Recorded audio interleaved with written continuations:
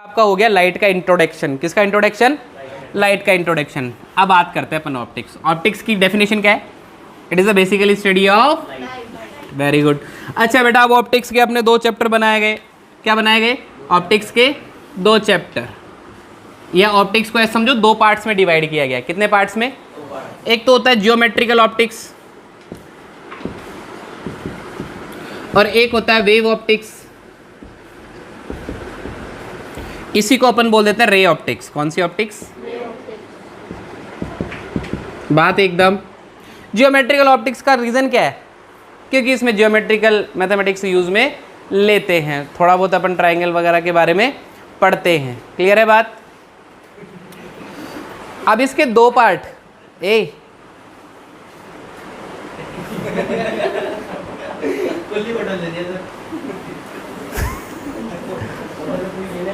वो एक टीचर ने कहा था उससे कि जब वो किसी को पेन और बोतल दो ना तो खुली देना।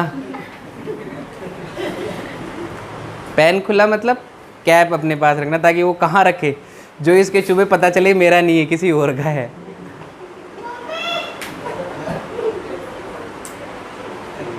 अरे तेरे चक्कर में मैं पानी पानी हो गया।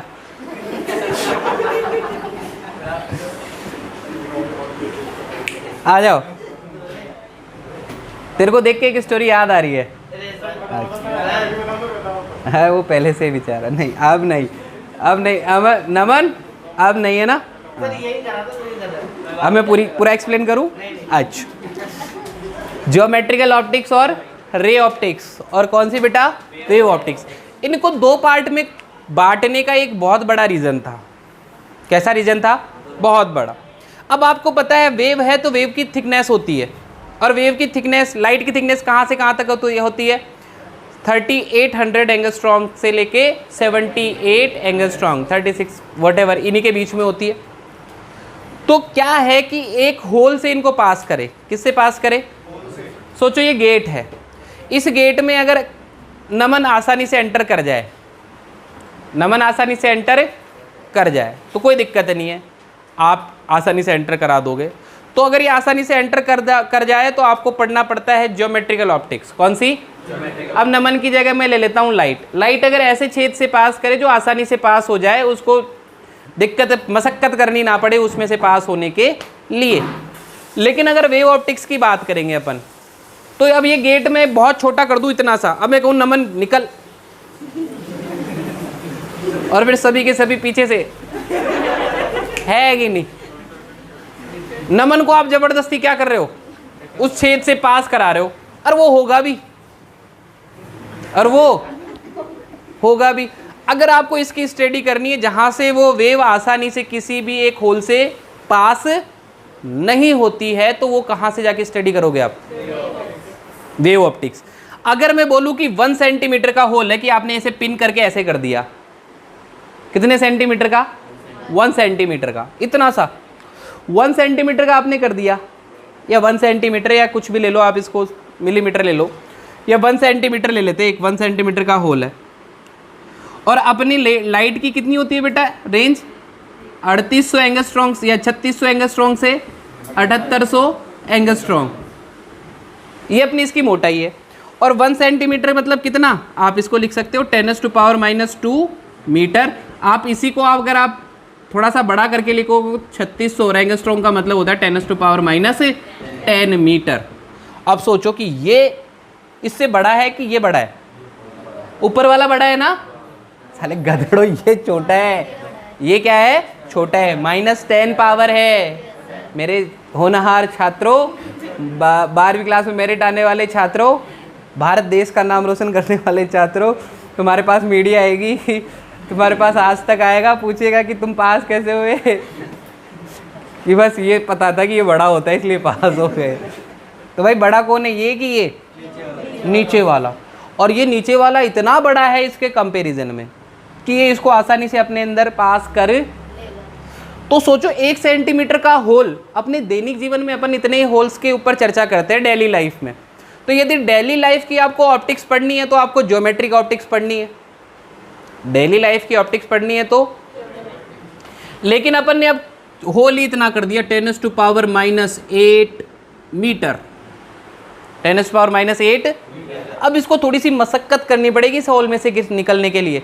फिर यहाँ से अलग फिनोमिना जनरेट हो जाते हैं, जैसे डाइफ्रैक्शन। क्या जनरेट हो जाता है? डाइफ्रैक्शन, इंटरफेरेंस, ठीक है, ऐसी चीज़ें। YDAC, Young's double slit experiment, जवान दो छिद्र प्रयोग, हिंदी में अगर बोला जाए, इसका नाम अलग अलग होता है।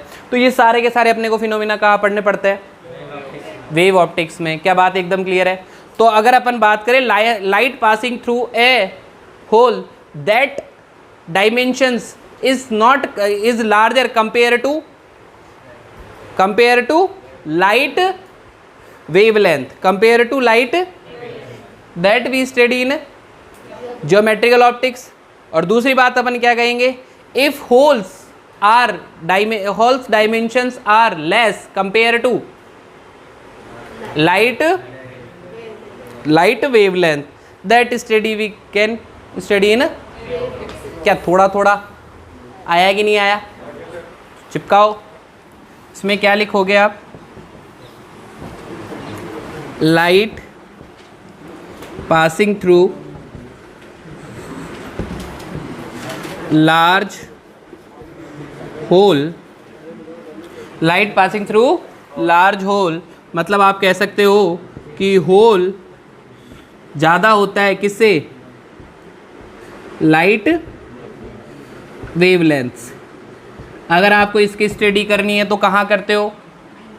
ज्योमेट्रिकल ऑप्टिक्स में। और ये डेली लाइफ में जितनी भी आप लाइट देखते हो, क्या वो इतनी होती है?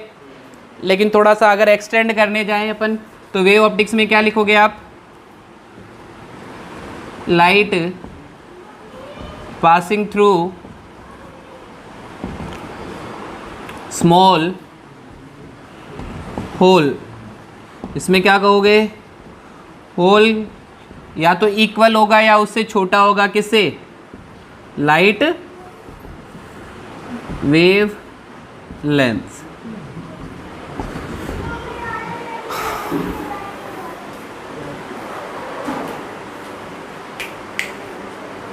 आ रहा है क्या कुछ समझ में? ऐसा टफ तो नहीं लग रहा ना कुछ?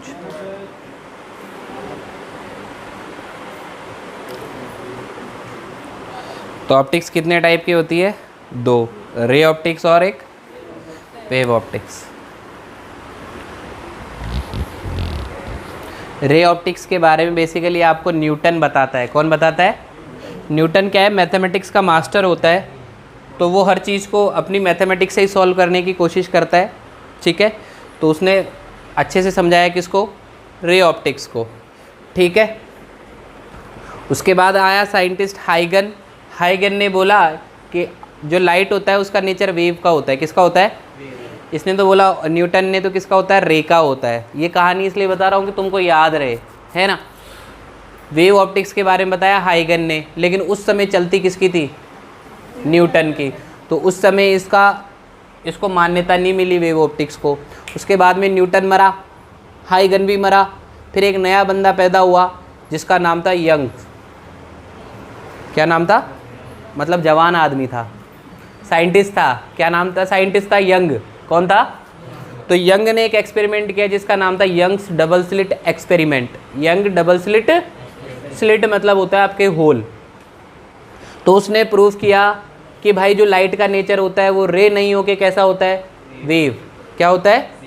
उसने ये कहा कि बड़े होल्स के लिए तो आप उसको रे मान सकते हो, लेकिन छोटे होल के लिए आपको क्या मानना पड़ेगा? वेव। क्या मानना पड़ेगा? इस तरीके से वेव ऑप्टिक्स का जन्म हुआ और उस तरीके से रे ऑप्टिक्स का जन्म हुआ, ठीक। क्या आगे बढ़ सकते हैं अपन? कोई दिक्कत?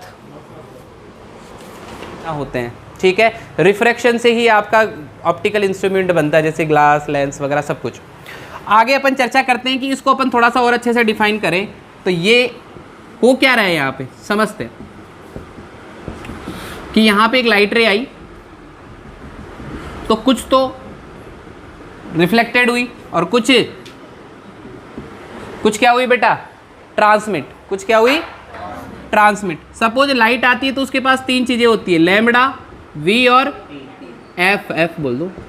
तो लैम्बडा 1, V2 और ये सॉरी V1 और ये F1। तो इधर से नीचे आएगी तो इसके पास भी ये कैरेक्टरिस्टिक्स रहेगी क्या? बोलो बोलो। लैम्बडा 1, अच्छा लैम्बडा 2 V2 F2। अरे यस और नो, बात एकदम। अच्छा यहाँ से भी सपोज ये हो रही है तो इसको मैं बोल देता हूँ लैम्बडा 2 V2 और F2, क्योंकि ये पहली और ये दूसरी। हो सकता है कि ये हो सकता है कि ये हो। अभी आप इसको भूल जाओ कि ज़्यादातर तो वेव क्या हो रही है अपनी, ट्रांसमिट ही हो रही है। एक ही बता देता हूँ क्या हो रही है, ट्रांसमिट हो रही है।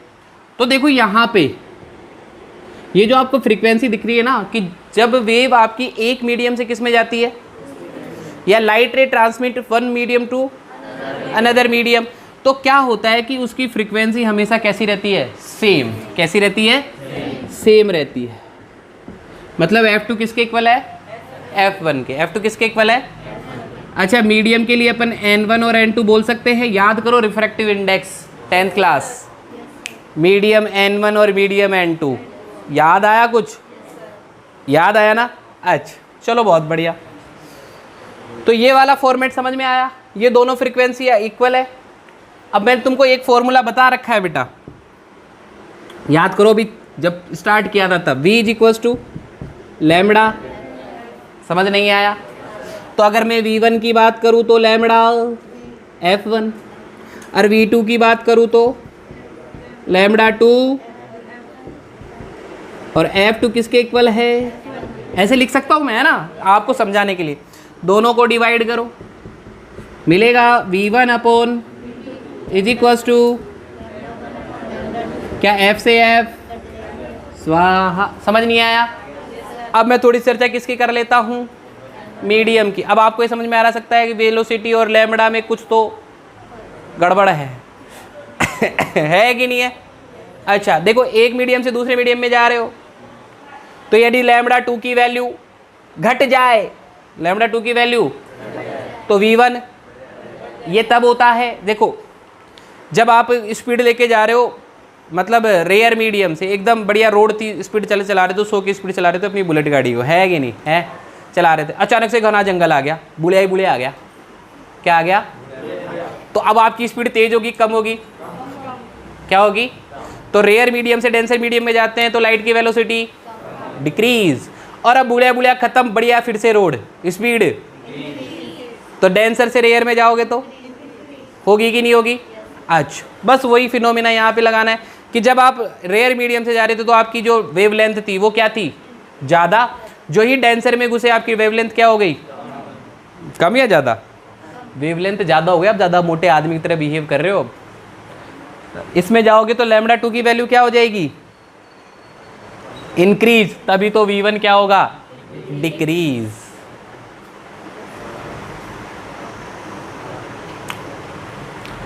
कुछ नहीं आया कि नहीं आया? सिंपल। आप देखो तो रेयर में तो क्या होती है स्पीड ज़्यादा, और डेंसर में क्या होती है कम। बस इतना से आप चर्चा करते हैं। अब थोड़ी सी अपन किसकी चर्चा कर लेते हैं, N1 और N2 की, N1 और N2 की। अच्छा जो कल बच्चे आए थे उनको मैंने एप्सिलॉन के बारे में बताया दिया था, कूलॉम्स लॉ, एप्सिलॉन नॉट, सबको पता है, तुमको तो वैसे पता है कि नहीं? देखो लाइट स्पीड होती है ना वैक्यूम में, उसको किससे रिप्रेजेंट करते हैं अपन, C से। उसका फॉर्मूला होता है 1/μ0 एप्सिलॉन नॉट का रूट, μ0 एप्सिलॉन नॉट का। ये तो होता है इलेक्ट्रिक फील्ड के लिए, किसके लिए पढ़ चुके अपन। ये होता है मैग्नेटिक फील्ड के लिए, किसके लिए? इसको बोलते हैं परमिटिविटी ऑफ फ्री स्पेस, इसको बोलते हैं permeability of free space, permeability of, है ना। ये मैग्नेट के लिए होता है, मैग्नेटिक फील्ड के लिए होता है। आप बस इसको ओवरव्यू से समझें। और एप्सिलॉन नॉट को अगर आप लिखना चाहें, अच्छा मीडियम के लिए अपन बात करें, किसके लिए? मीडियम के लिए बात करें तो 1/, तुमको पता था मीडियम के लिए एप्सिलॉन आता था? अरे तुमको पता है, तो अगर इसके लिए म्यू आएगा तो इसके लिए क्या आएगा, तो 1/√, म्यू की जगह आप लिख सकते हो μ0 μr, और एप्सिलॉन की जगह लिख सकते हो एप्सिलॉन नॉट एप्सिलॉन r। कल ही लिखवाया था मैंने ये वाली चीज़। अरे पढ़ाई थी कि नहीं पढ़ाई थी? तो मेरे को लगता है कि आप वहाँ से कोरिलेट कर सकते हैं, म्यू को कर सकते हैं μ0 μr, और एप्सिलॉन को कर सकते हैं एप्सिलॉन नॉट। समझ ही नहीं आ रहा? अरे आया कि नहीं आया? अब देखो इसको और इसका अंडर रूट अगर अपन देखें तो किसके इक्वल होता है, C। तो आप इसको लिख सकते हो C/√μr एप्सिलॉन, ये होता है रिलेटिव परमिटिविटी, ये होगा रिलेटिव परमिबिलिटी, रिलेटिव परमिबिलिटी। ठीक है, बात समझ में आई।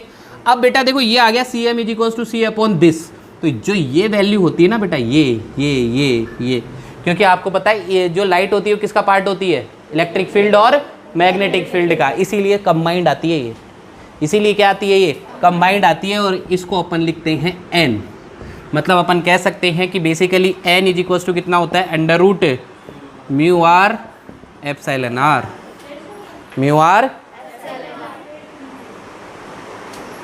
उड़ गए तो आया कि नहीं आया, समझ नहीं आया तो भी टेंशन नहीं है, और आ जाए तो वेल एंड गुड है, क्योंकि आपको टीचर 10th क्लास में ये पढ़ाया जाता था कि देखो रिफ्रैक्टिव इंडेक्स बेटा ये होती है, n की वैल्यू होती है C अपॉन Cm, मतलब लाइट स्पीड इन वैक्यूम।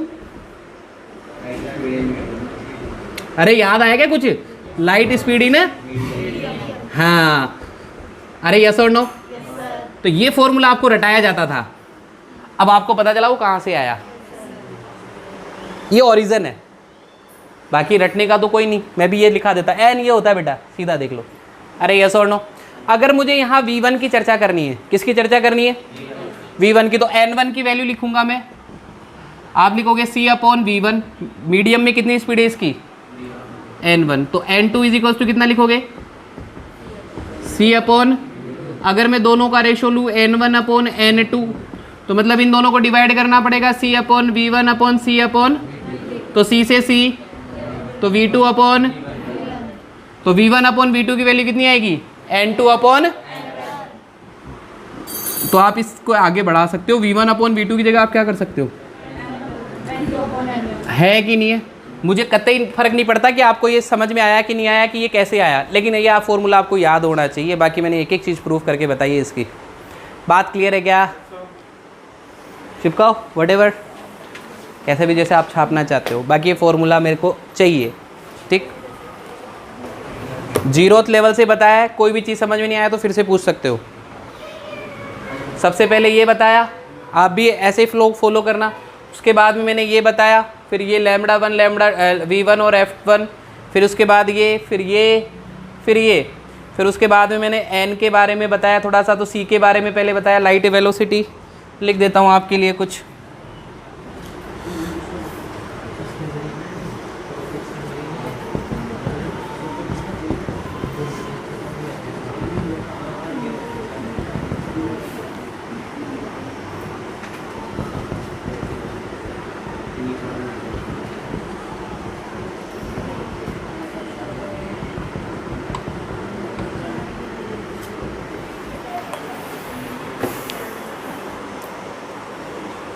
जो शक्ति हो ना, अपनी शक्ति के हिसाब से श्रद्धा है ना, चाहो तो सीधा फॉर्मूला चिपका सकते हो याद करने के लिए, अगर आपको ज़्यादा नॉलेज लेनी है आप पूरा चिपका सकते हो, नहीं चाहिए सर नॉलेज है।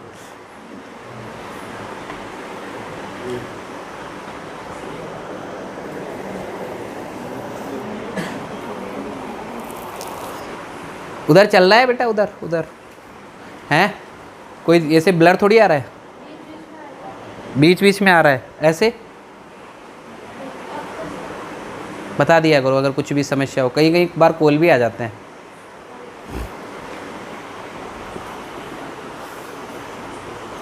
सोचो अभी तक तो अपना पहला पॉइंट भी चालू नहीं हुआ, उससे पहले कितनी कहानियाँ आ गई, लेकिन अब जो कहानी आएगी वो आपको बहुत आसानी से समझ में आ जाएगी।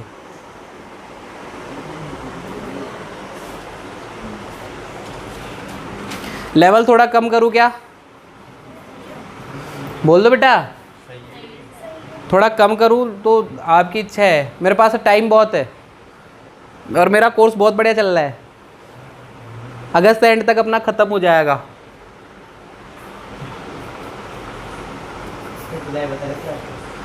अब बच्चे आगे ना 4 चैप्टर ज़्यादा पढ़ाने पड़ेंगे ना, फिर से तुम्हारे 4 चैप्टर हो गए थे ना, कौन सा चैप्टर चल रहा है ये, 5वां, ठीक है ना, तो तुम्हारी स्पीड से जैसे EM वेव 1 दिन का हो गया, वो 1 दिन का हो गया, तुम्हारे बचे कितने चैप्टर अब, बस सर क्या फीस लेके आना बेटा और बोल है, कल लेके आएगा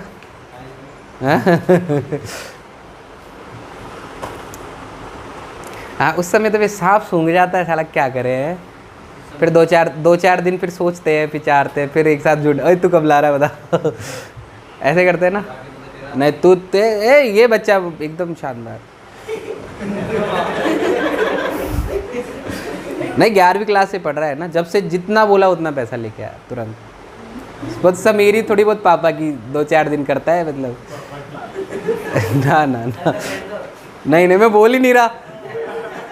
मैंने वो बोला, वो शब्द जो नहीं बोला ना। ये देख संजय कुछ ज़्यादा बोल रहा है अभी, है ना। तूने क्या बताया? वो तो दीपेश ने बताया।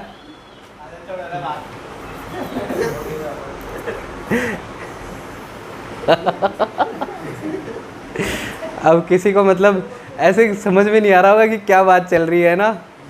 नहीं कोई ना, नहीं बोल रहा बेटा। स्कूल वालों को सबको पता है। क्या बोलते हैं बेटा समीर को? अरे चलो बहुत बढ़िया। सलमान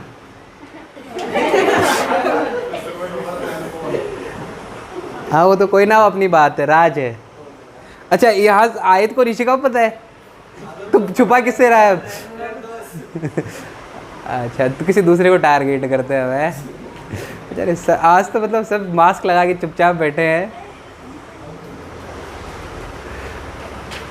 क्यों विशाल, कोई दिक्कत है?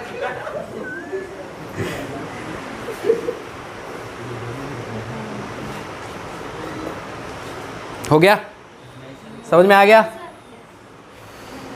अगर आपको ये पॉइंट कहीं समझ में नहीं भी आता है तो सीधा अपने YouTube चैनल पे जाना, वहाँ पे लेक्चर समझना।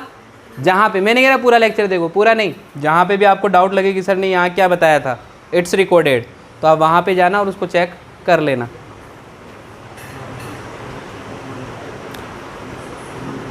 और ये तुम्हारे लिए ज़्यादा फ़ायदेमंद है। तुम्हारा एक साथ डाउट मेरे को सॉल्व करने की ज़रूरत नहीं पड़ेगी। ठीक है, टेक्नोलॉजी का यूज़ करो। हटा दे इसको, मिटा दे, उड़ा दे। अब जो नया चलने वाला है अपना टॉपिक वो है रिफ्लेक्शन। क्या होगा बेटा?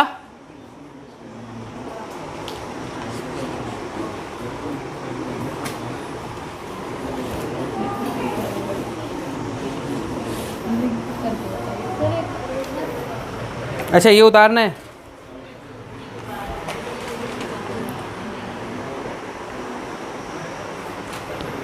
अच्छा जो आप सुबह सुबह अपने फेस को देख के डर जाते हो, वो सामने क्या लगा होता है? मिरर है। डरते हो ना? डरते हो तभी तो फिर नहाते हो, फिर दोबारा चेकअप वेकअप करते हो और फिर देखते हो हाँ अब ठीक है, अब मैं भूत नहीं दिख रहा है। अच्छा फीमेल वर्जन समझ लेना अपने आप, बोल नहीं रहा मैं, है ना। चलो भाई आगे बढ़ते हैं, मिटा दूँ इसको।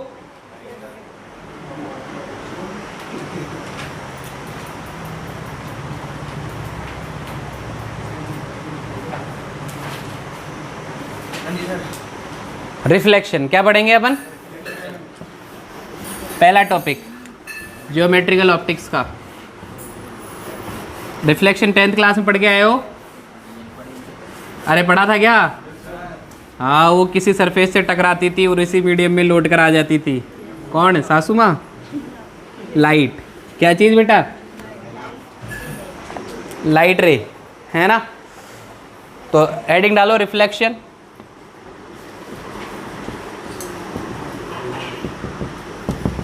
ठीक है, क्या चीज? तो light reflected in same medium when it's incident on a smooth surface, when incident on a that phenomena is light is called, लिख डालो डेफिनेशन। लाइट रे reflect in same medium, light रे reflect in same medium, Keshav, in same medium if it incident on a smooth surface,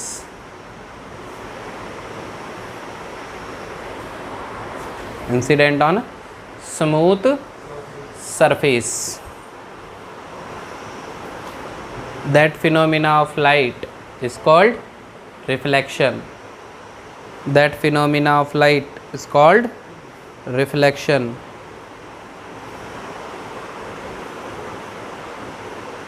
ठीक है, बात समझ में आई क्या? देखो, ये कोई अपने पास सरफेस है जिसको अपन ने, कोई ग्लास है या कोई भी सरफेस है जिस पे अपन ने रिफ्लेक्टेड मटेरियल की पॉलिश कर रखी है, जिससे कि लाइट ट्रांसमिट नहीं होती, मैक्सिमम लाइट वापस क्या हो जाती है, रिफ्लेक्ट हो जाती है। तो कोई लाइट रे आके यहाँ पे इंसिडेंट होती है और यहाँ पे इंसिडेंट होने के बाद में वो, तो जो लाइट इंसिडेंट होती है उसको बोलते हैं अपन इंसिडेंट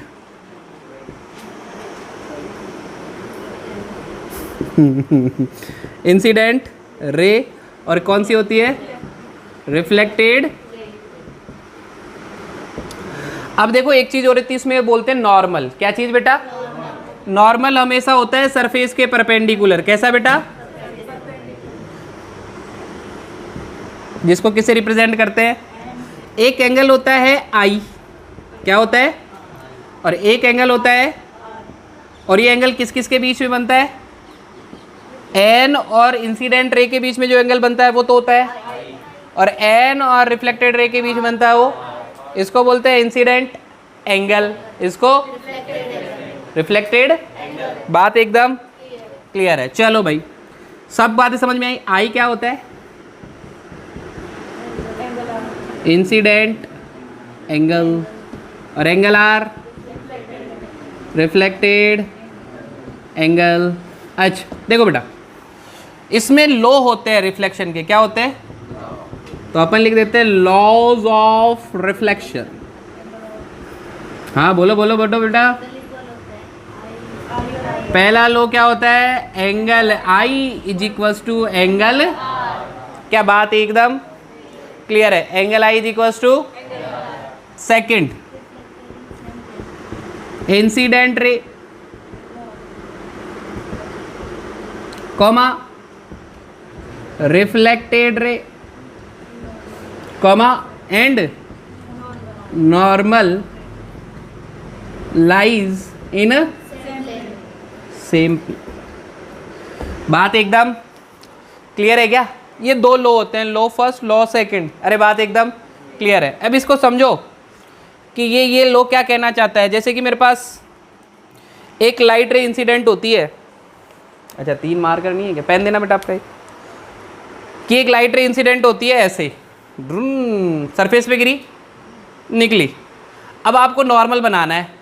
नॉर्मल होता है परपेंडिकुलर। कैसा होता है? आपने सर ये बना दिया नॉर्मल, ये भी तो परपेंडिकुलर है ना इन दोनों के? नहीं, जिस प्लेन में ये है, जैसे कि अभी एक्स वाई प्लेन में है ना, तो ये इसी प्लेन में होगा। अगर आप इसको गलती से दूसरे प्लेन में बना दोगे तो ये नॉर्मल का काम। सेम प्लेन का मतलब ये होता है कि अगर ये एक्स वाई में तो एक्स वाई में, जेड एक्स में तो जेड एक्स में। बात क्लियर है क्या एकदम? चिपका डालो।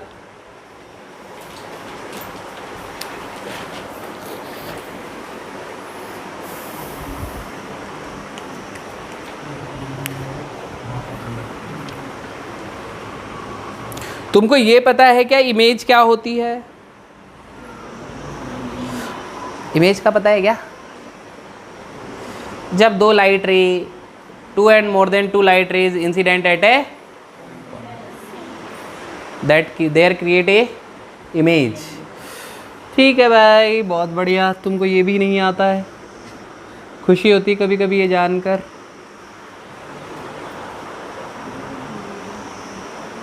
सर इतना ही जानते तो आपके पास थोड़ी जानते है, ऑनलाइन क्लास में सुन लेते हैं। सही है।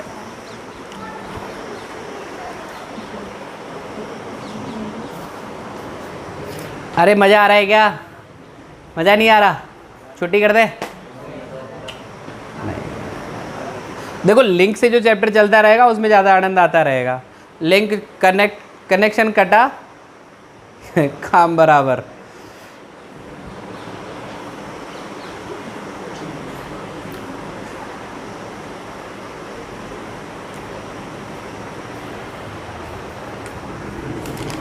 अच्छा न्यूमेरिकल सॉल्व करा दूँ इसके? न्यूमेरिकल से डरोगे तो नहीं ना? डराता हुआ भी। अच्छा पैराबोला वगैरह नाम सुन रखा है आपने? नाम ही पहली बार सुन रहे हैं ना। ग्राफ पढ़ाया था मैंने 11th क्लास में, क्यों इशिका वगैरह हो। पैराबोला की इक्वेशन क्या होती है, x equals to y square या y equals to x square, ऐसे पैराबोला बनते हैं। याद है, कुछ सुना है नाम पैराबोला मैथ्स में? अरे तुमको तो याद होगा ही होगा। बाकी पलक, मैं तो तुम्हारे पास भी नाम सुना है? क्या होता है पैराबोला? सांप का मुंडा। नहीं सच में ऐसा ही होता है, जो दिख रहा है ना आपको, ये पैराबोला ही होता है। क्लियर है?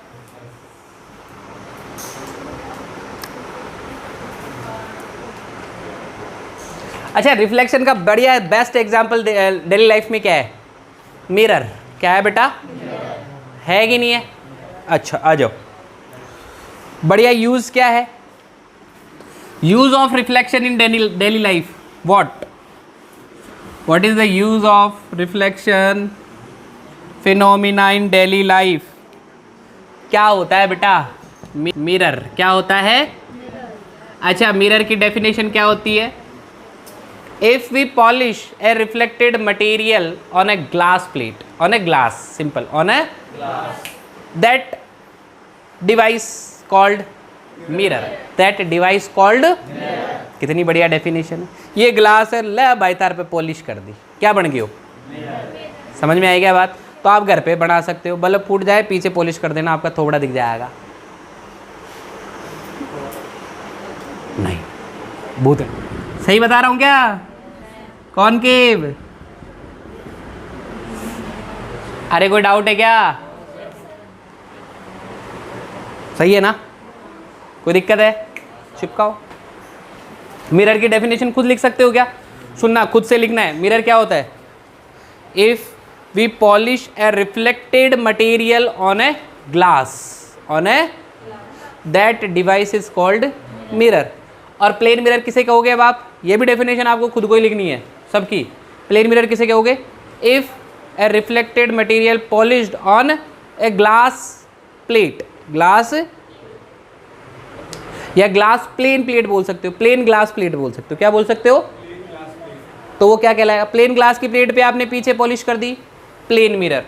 अच्छा, इसमें कॉन्वेक्स, एक स्पेरिकल, क्या बोलेंगे इसमें? If we reflected material polished on a spherical glass inside, the piece of spherical glass inside, that device is called। बाकी जरूरी नहीं डेफिनेशन में, इनकी आने वाले समय में लिखवा दूंगा, आप लिखते जाओ थोड़ा थोड़ा। खुद से भी कुछ सीखोगे तो आनंद आएगा।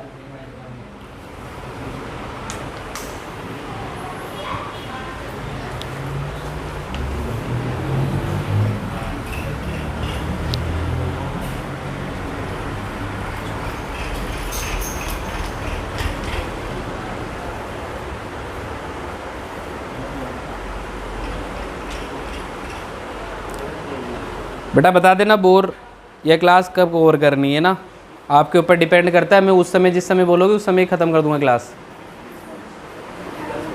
10 बजे ऐसे टाइम पीरियड मत करो। तुम्हारी जब कैपेसिटी ख़त्म हो जाएगी, सर आज हम इतना ही ले सकते हैं, देन ओके। ऐसा कोई वो नहीं है, रूल नहीं है कि अपन इतने बजे ख़त्म करें। बाकी ये है कि तुम आए हो तो कुछ लेके जाओ।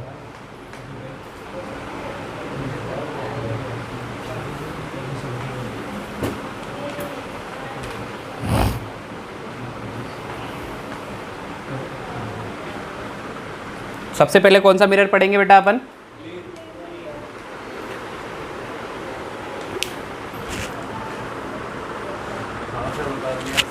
पक्का? बड़े आगे? चलो भाई, बहुत बढ़िया। तुम तो बड़े हेवी ड्राइवर हो। है वे? तुम तो बड़े हेवी ड्राइवर हो। खाना वाना खा के आया ना? चाय वाय पी के आया? नहा धो के आया? एक दो न्यूमेरिकल करवा देता हूँ, है ना? उससे लगेगा कि कुछ तो किया है आज बिना न्यूमेरिकल। काटना मत, हेडिंग डाल लिया तो कोई दिक्कत नहीं है, रफ कॉपी में काट सकते हो, फेयर कॉपी थोड़ी है। बाकी न्यूमेरिकल देख लो एग्जाम्पल। अच्छा सर अभी तो सोच रहे हैं बनाए कि नहीं बनाए। है भारती, मैं आपको बोल रहा हूँ, मेरी आंखें क्या है कि वो दिखते नहीं हो, ऐसे टेढ़ी मेढ़ी हो जाती। चलो भाई, कहाँ क्या बता रहा था मैं? न्यूमेरिकल। देखो बेटा एक स्पेयर है, क्या है? एक स्पेयर। इसके इनसाइड पॉलिश कर रखी है भाई बढ़िया ढंग की। अब ये लाइट को रिफ्लेक्ट करेगा, क्या करेगा? और इसकी सपोज आपको रेडियस कितनी दे रखी है? r। एक लाइट इंसिडेंट होती है यहाँ पे, लाइट इंसिडेंट होती है, और इंसिडेंट होने के बाद वो वर्टिकली ऊपर की तरफ चली जाती है। वर्टिकली किधर की तरफ चली जाती है? और कितने डिग्री का एंगल बना लेती है? पूछा गया कि इस पॉइंट के कोऑर्डिनेट कितने होंगे। कोऑर्डिनेट क्वेश्चन है, find coordinate of x y, find coordinate of if light ray move vertically upward after reflection।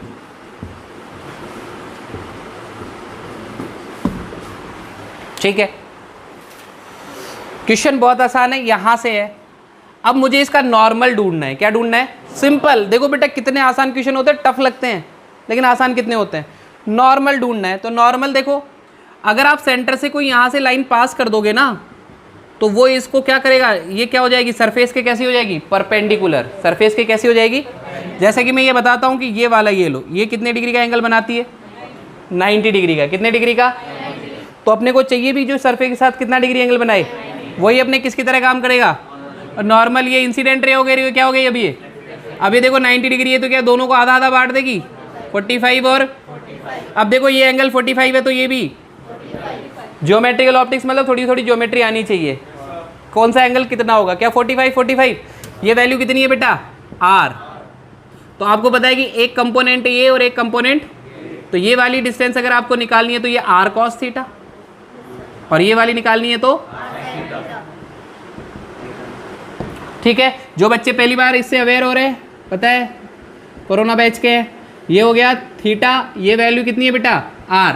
तो जिसके साथ थीटा बनाता है वो तो है r cos थीटा, और ये जो 90 डिग्री पे कंपोनेंट आता है वर्टिकली, उसको बोलते हैं अपन r sin। क्या बात एकदम समझ में आई? तो ये हो गया r cos थीटा। ये कौन से एक्सेस पे है? यदि ये कौन सी है? ये x, और ये तो ये x प्लस में है कि माइनस में? माइनस में। और ये किस में है? तो कोऑर्डिनेट आ गए अपने पास minus r cos theta comma minus sorry plus y, यहाँ प्लस का होता है ना, r sin। अब थीटा की वैल्यू कितनी है बेटा यहाँ पे? 45। ये भी कितना? 45। बात एकदम। cos 45 की वैल्यू तो minus r by comma r by. बात समझ में आई कि नहीं आई? कोऑर्डिनेट आ गए। किसी भी p पॉइंट को ले लेता हूँ मैं, p पॉइंट के कोऑर्डिनेट आए कि नहीं आए? अगर ये एंगल ऐसे होता, समझना, खुद बनाना उसके कोऑर्डिनेट। ये यहाँ पे ऐसे आई हॉरिजॉन्टली और ऐसे चली गई, जिसका एंगल है 60 डिग्री। कितना डिग्री? और इसकी रेडियस है r। तो क्या आप इसका आप कंपोनेंट बता सकते हो बिना पेन चलाए? कोऑर्डिनेट अभी बताओ कितने डिग्री में? तो ये एंगल भी तो कितना आ जाएगा? माइनस r कॉमा, समझ ही नहीं आया? अरे आया कि नहीं आया? Easy question. चिपकाओ।